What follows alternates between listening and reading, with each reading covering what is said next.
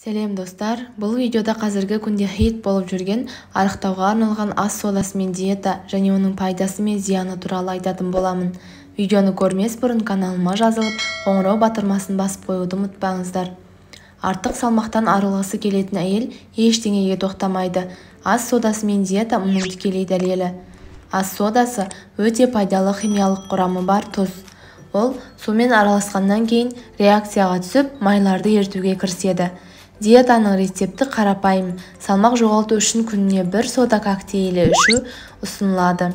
Аш қарынға 1 стакан, яғни 250 мл жылы суға жарты шай қасық ас содасын қосып ішу керек. Сода коктейлі қоспалармен күшейтілуі мүмкін.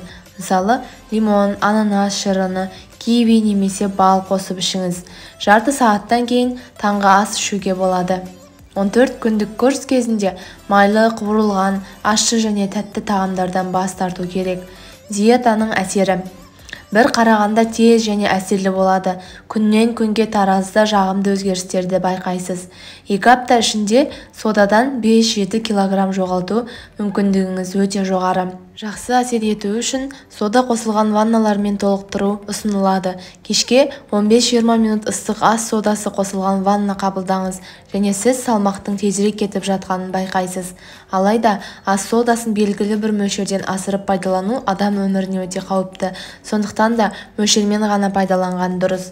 Ас содасын асыра салсаңыз, мынандай жағдайларға тап болуыңыз мүмкін: жүрек айну, лоқсу, бас айналу, бас ауруы, мазасыздану, ал ең қауіптісі іш ауруы.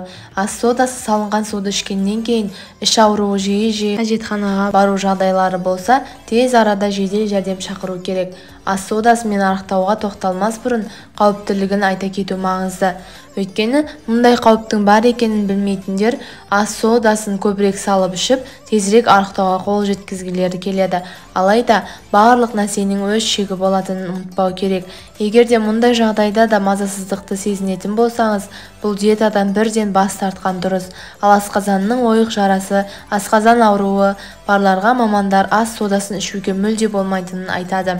Мұндай суды тәулігіне 2 рет ішуге болады: таңертең және түскі мезгілде.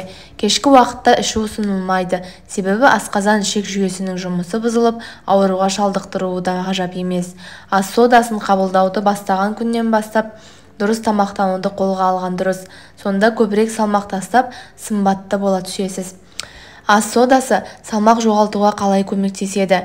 Өте оңай. Асқазандағы қышқылды сөндіреді. Қышқылдықтың күрт төмендеуімен аппетит төмендейді. Неліктен диеталық сода қауіпті? Оған қоса, сода қан тамырлары жүйесіне теріс әсер етеді. Дәлірек айтқанда, қысым. Сондықтан гипертониялық науқастарға қатаң тыйым салынады. Сондай-ақ, сода коктейльдері жүкті әйелдерге, бала емізетін аналарға, қарт адамдарға және медициналық кітапшасында кем дегенде 1 рет асқазан ішек жолдарының проблемалары бар адамдарға тыйым салынады. Достар, видео сіздер үшін пайдалы болған болса, каналыма жазылып пікір қалдыруды ұмытпаңыздар. Келесі видеода кездескенше.